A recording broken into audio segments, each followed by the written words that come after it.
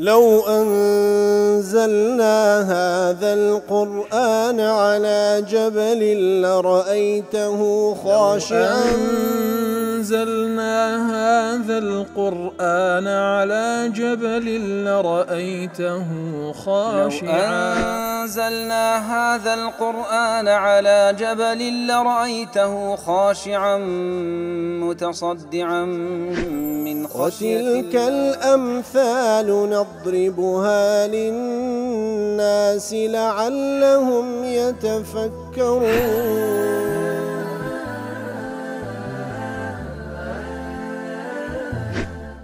الحمد لله والصلاة والسلام على رسول الله وعلى آله وصحبه ومن والاه.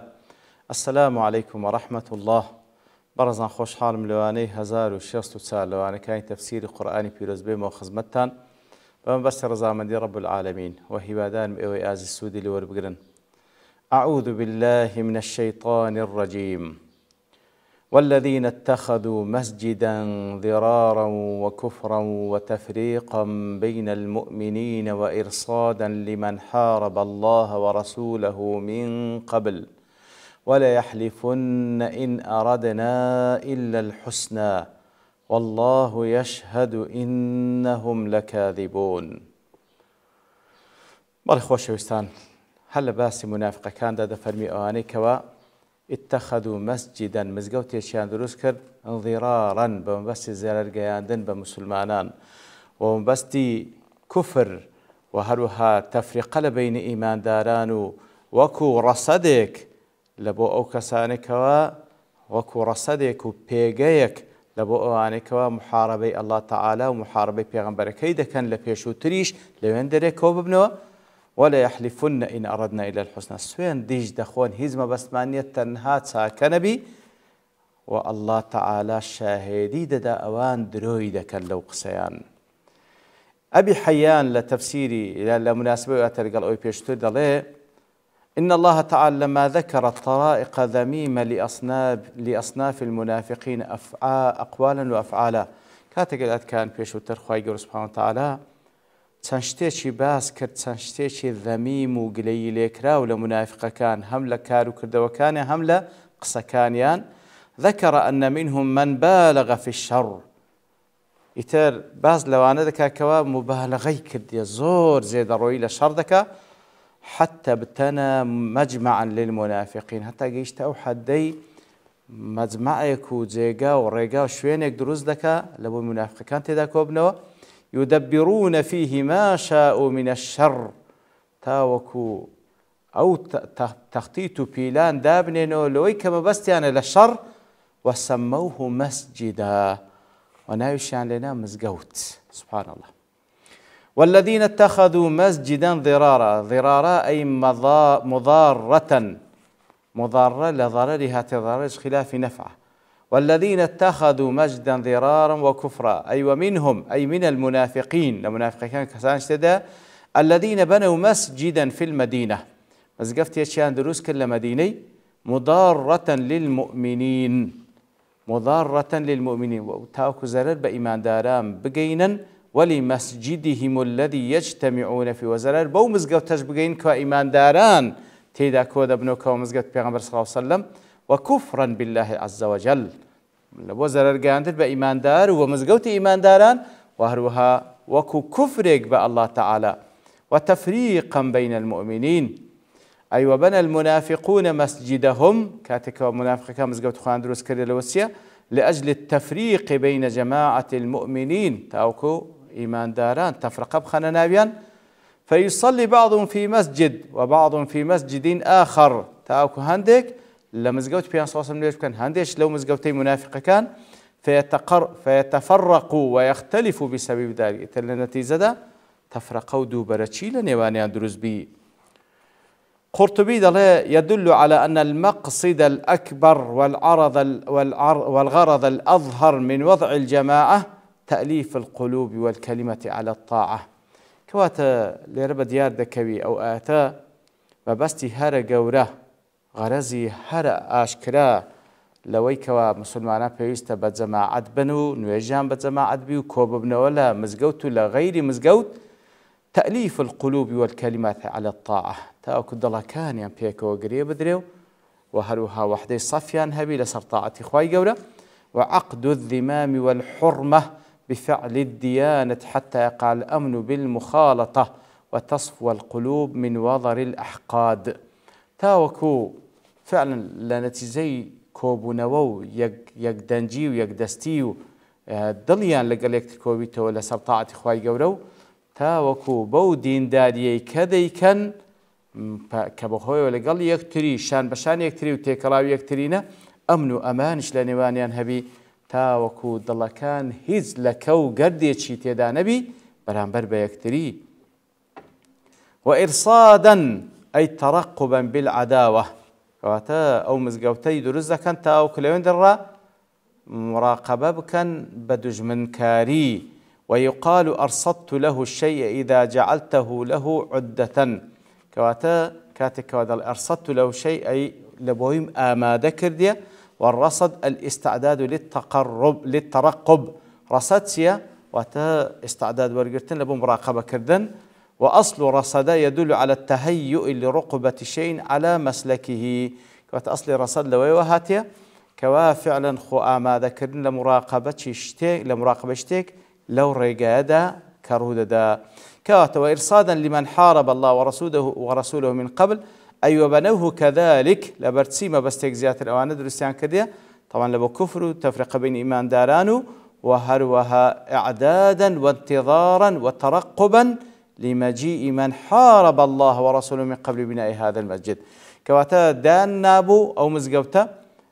بمنبستي أوي إرصادا لمن حارب الله ورسوله من قبل تاوكو أواني كوا محاربة الله تعالى ومحاربة پیغمبر كيت كان صلى الله عليه وسلم لبيش دروس كنا ومزقوتاش تاوكو جيغاك چي آماده كراو بي وتصاوروان كراو بي اوان بسن لوي خرب بنوا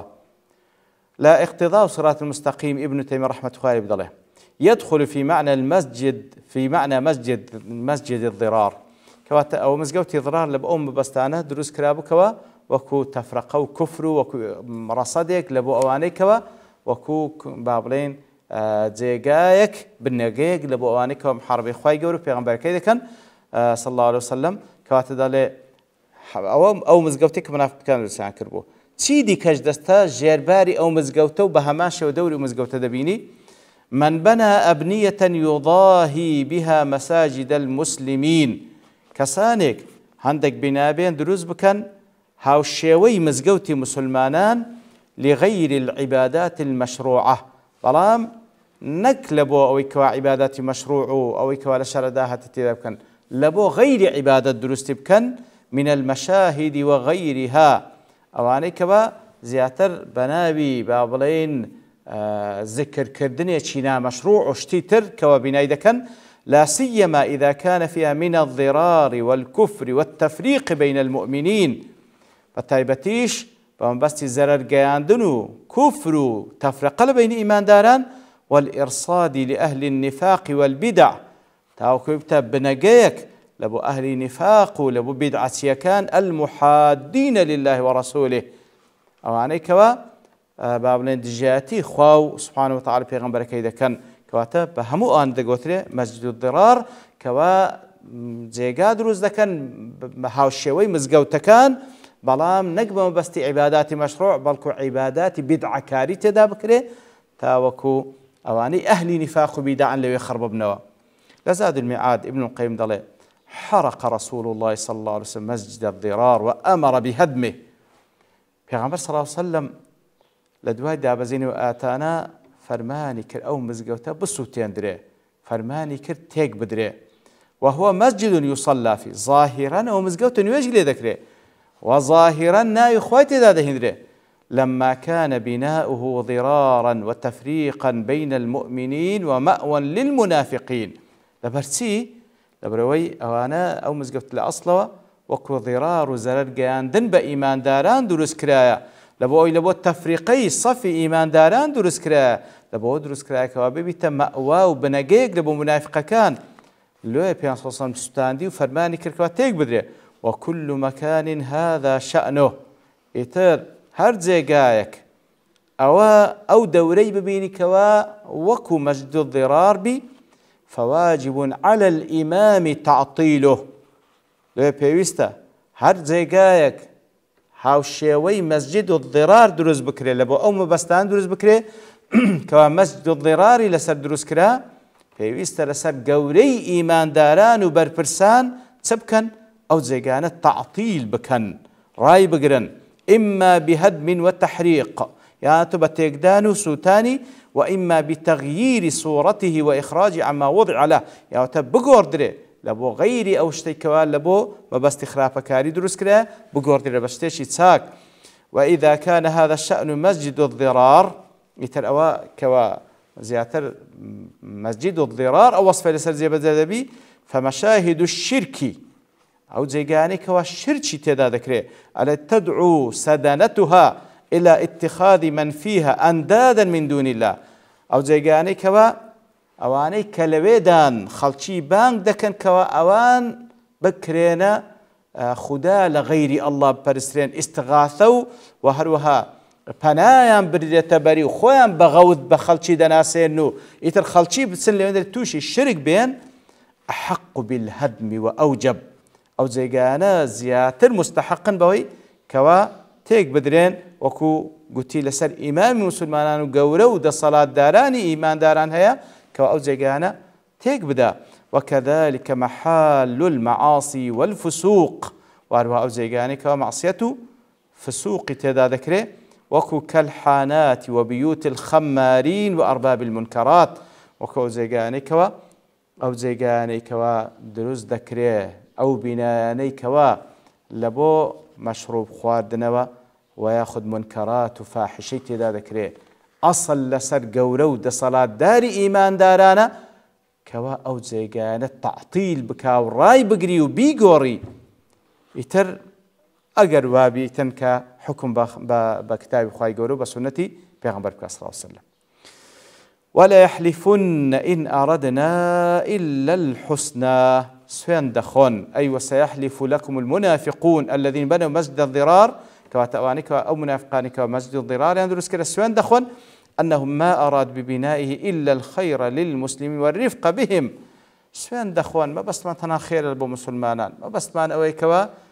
بابلين رحم بمسلمانان بكري إحسان إلى الضعفاء والعاجزين منهم بجعلهم مسجد الضرار أقرب إليه من غيره. بوي كوا ها أواني كوا لمزجوت بيان صون دورن مزجوت إيش كلوان نزيق بيتن لبوي كوا أوند أزيد نتشيش أوند الريب برن ما بس من أويا تنها بزيهات نوبو بيتوانا وبيت صلاتاني كوانا أو رجاء أو هم مشقة نتشيش بينا مزجوت بيان صون أو ها بوشوي سوينديان دخل ما بس من تنها ساكيا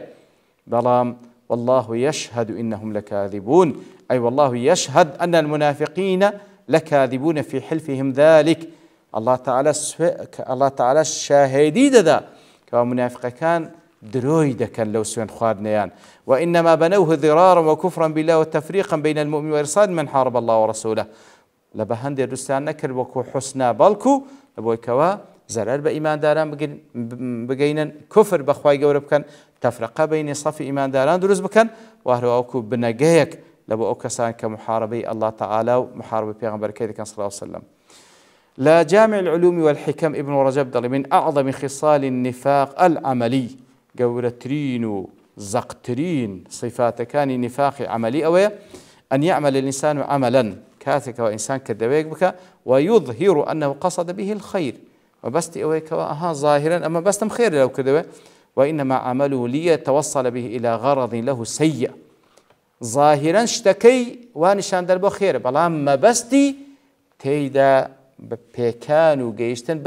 ما بستي شي خرافة فيتم له ذلك ويتوصل بهذه الخديعة إلى غرضه ويفرح بمكر وخداعه.